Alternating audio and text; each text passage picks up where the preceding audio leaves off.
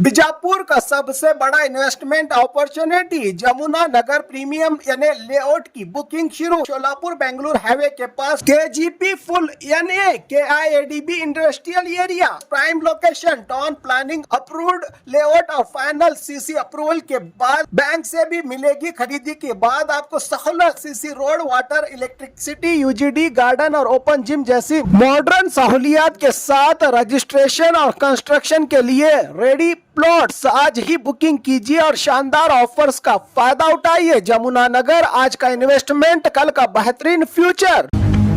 स्वागत है आपका बी न्यूज नेशन में। मैं हूं आबिद हुसैन शेख। कर्नाटका में तले हुए खाने पर सबसे बड़ी कार्रवाई। स्कूल कॉलेजेस के 50 मीटर अंदर बिक्री पर पाबंदी, लाइसेंस भी हो सकता है रद्द। बेंगलुरु से बड़ी खबर। कर्नाटका सरकार ने बच्चों की सेहत को लेकर बड़ा और सख्त फैसला लिया है। अब स्कूल और कॉलेजेस के 50 मीटर के दायरे में हाई फैट, हाई शुगर और हाई सॉल्ट वाले जंक फूड, तले हुए खाने की बिक्री पूरी तरह से मना की गई है। पाबंदी लगाई गई है। नियमों के तोड़ने वाले दुकानदारों पर लाइसेंस रद्द और सख्त कार्रवाई की जाएगी। हेल्थ मिनिस्टर यूटी कादर ने कहा कि हमारा मकसद ज्यादा हॉस्पिटल बनाना नहीं बल्कि ऐसा सेहतमंद समाज बनाना है जहां लोग कम बीमार पड़े। सर्वे में सैकड़ों स्कूल्स के कैंटीन और आसपास जंक फूड बिकता मिला, जिसके बाद हेल्थ डिपार्टमेंट ने तुरंत नया रूल्स लागू कर दिया। अब कर्नाटका भर के स्कूल, कॉलेजेस और कैंटीन पर सख्त नजर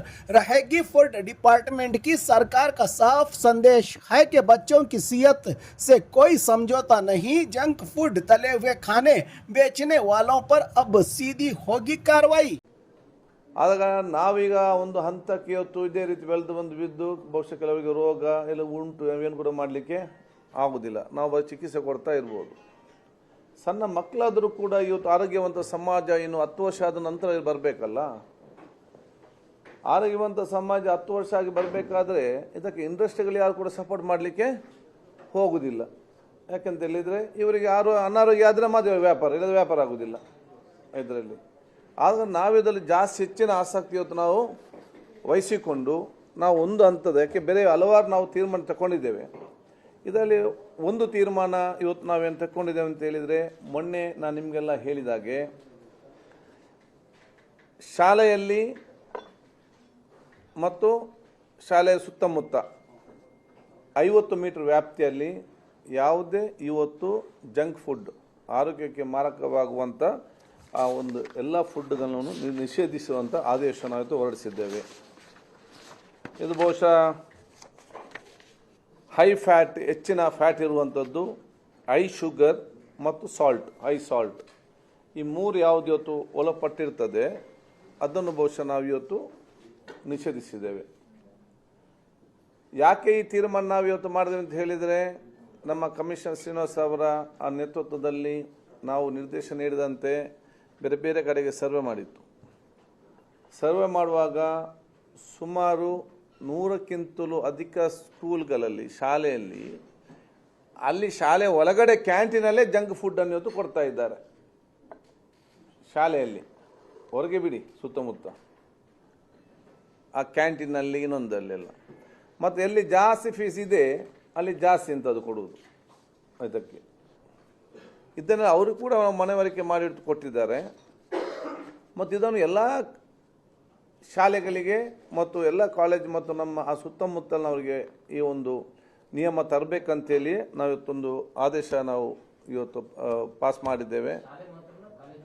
ಶಾಲೆ ಮತ್ತು ಶಾಲೆ 10th standard, 2nd PUC campus, ಅವರು ಡಿಗ್ರಿ ನಾವು ಅದು ಮಾಡಲಿಕ್ಕೆ ಹೋಗೋದಿಲ್ಲ.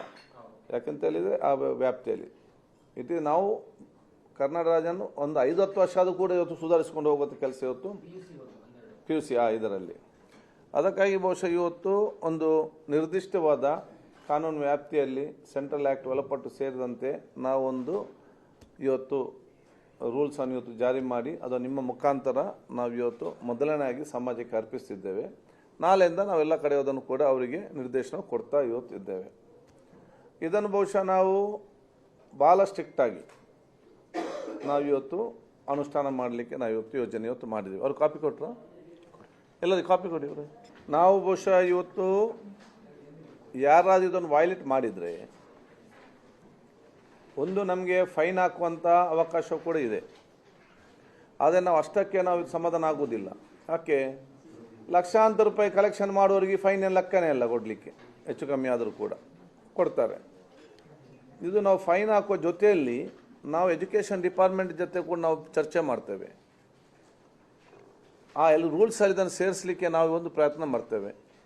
ಯಾರಾದರೂ ಈ ರೀತಿ ವೈಲೇಷನ್ ಮಾಡಿದರೆ ಮುಂದಿನ ಎಜುಕೇಷನ್ ಡಿಪಾರ್ಟ್ಮೆಂಟ್ ಮುಖಾಂತರ ಮುಂದಿನ ವರ್ಷ ಅವರಿಗೆ ರಿನ್ಯೂವಲ್ ಮಾಡೋ ಸಂದರ್ಭದಲ್ಲಿ ಅಥವಾ ಅವರಿಗೆ ಲೈಸೆನ್ಸ್ ಕೊಡೋ ಸಂದರ್ಭದಲ್ಲಿ ಅವರು ಕೂಡ ಅದನ್ನು ಗಮನದಲ್ಲಿಟ್ಟುಕೊಂಡು ಅದಕ್ಕೆ ಕ್ರಮ ತೆಗೆದುಕೊಳ್ಳುವಂತಹ ಆ ಒಂದು ಚರ್ಚೆ ಕೂಡ ನಾವು ಮುಂದಿನ ದಿನಗಳಲ್ಲಿ ಎಜುಕೇಷನ್ ಡಿಪಾರ್ಟ್ಮೆಂಟ್ ಜೊತೆ ನಾವು ಇವತ್ತು ಮಾಡುವಂಥದ್ದು. ಇದು ನಾವು ಶಾಲೆ ಕಾಲೇಜಲ್ಲಿ ಯಾಕೆ ಅಂತ ಹೇಳಿದರೆ, ಇದು ಅಲ್ಲಿ ಇವತ್ತು 100ರಲ್ಲಿ 25-30% ಜನ ತಿನ್ನೋದಿದ್ದರೂ ಕೂಡ ಇದೊಂದು ಆ್ಯಕ್ಷನ್, ಒಂದು ಪ್ರಿವೆನ್ಷನ್ನ ನಾವು ತಗೊಳ್ಳೋ ಜೊತೆಯಲ್ಲಿ ಇದೊಂದು ಅವೇರ್ನೆಸ್ ಪ್ರೋಗ್ರಾಮ್. 1,000-2,000 ಇರುವ ಮಕ್ಕಳಲ್ಲಿ ಎಲ್ಲ ಮಕ್ಕಳಿಗೆ ಇಲ್ಲಿ ಬ್ಯಾನ್ ಆಗಿದೆ, ಜಂಕ್ ಫುಡ್ ಬ್ಯಾನ್ ಆಗಿದೆ ಅಂತ ಹೇಳಿದಾಗ ಅವರಿಗೆ ಗಮನಕ್ಕೆ ಬರ್ತದೆ ಯಾವುದು ತಿನ್ನಬೇಕು ಯಾವುದು ತಿನ್ನಬಾರ್ದು, ಏನೋ ಇದರಲ್ಲಿ ಡೇಂಜರ್ ಇದೆ, ಅದಕ್ಕಾಗಿ ಸ್ಕೂಲಲ್ಲಿ ನಿಲ್ಲಿಸಿದೆ ಅಂತ ಹೇಳಿದಾಗ ಅವರು ಹೊರಗಡೆ ಹೋಗಿ ತಿನ್ನಲಿಕ್ಕೂ ಕೂಡ 2 ಸಲ ಆಲೋಚನೆ ಮಾಡ್ತಾರೆ. ಅದೊಂದು ಜನಜಾಗೃತಿಯ ಕಾರ್ಯಕ್ರಮ, ಪರೋಕ್ಷವಾಗಿ ಅದೊಂದು ಅವೇರ್ನೆಸ್ ಪ್ರೋಗ್ರಾಮು ಕೂಡ. ಇದು ವ್ಯಾಪ್ತಿಯಲ್ಲಿ. ಇನ್ನು ಹೊರಗಡೆ 50 ಮೀಟರ್ ವ್ಯಾಪ್ತಿಯಲ್ಲಿ ಕೂಡ ಇದನ್ನು ನಾವು ಅವಕಾಶ ಮಾಡಿ ಕೊಡೋದಿಲ್ಲ. ಇದಕ್ಕಾಗಿ ನಾವು ಅವರಿಗೆ ಫೈನು ನಮ್ಮ ಡಿಪಾರ್ಟ್ಮೆಂಟು ಕೂಡ ಹಾಕ್ತೇವೆ ಮತ್ತು ನಾವು ಲೋಕಲ್ ಸ್ಥಳೀಯ ಸಂಸ್ಥೆ ಚರ್ಚೆ ಮಾಡಿಕೊಂಡು ಅಂಥವ್ರ ಲೈಸೆನ್ಸ್ ಕ್ಯಾನ್ಸಲ್ ಮಾಡಿ ಕೂಡ ನಾವು ಇವತ್ತು ಮುಂದೆ ಬರ್ತೇವೆ. और खबरों के लिए देखते रहिए बी न्यूज़ नेशन।